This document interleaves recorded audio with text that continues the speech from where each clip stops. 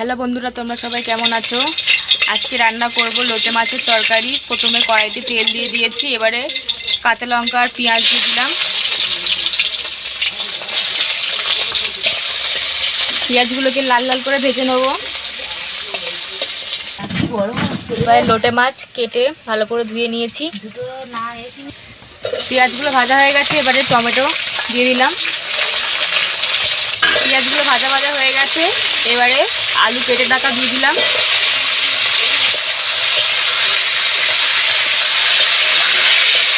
এবার ভালো করে ভেজে নিতে হবে একসাথে সব।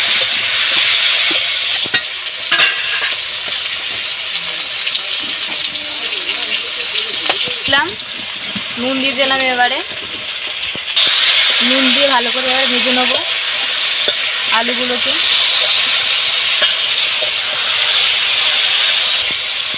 এবারে হলুদ দিয়ে দিলাম,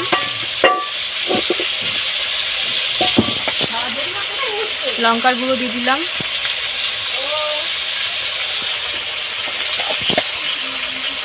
সামান্য একটু মিট মশলা দিয়ে দিলাম, সামান্য একটু গরম মশলা দিয়ে দিলাম। দিয়ে ভালো করে কষিয়ে নেব। আর এদিকে আদা রসুন বাটা ছিল, দিয়ে দিলাম।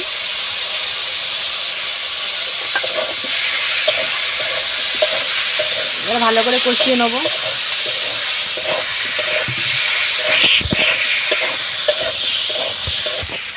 এবারে লোটে মাছগুলো দিয়ে দেবো কড়ার মধ্যে। তোমাদের কার কার লোটে মাছ খেতে ভালো লাগে অবশ্যই কমেন্ট করে বলবে। কটা ফুল ছিল? এবারে আলু আর লোটে মাছগুলোকে ভালো করে কষিয়ে নিতে হবে। কষানো হয়ে গেছে, এবারে জল দিয়ে দিলাম।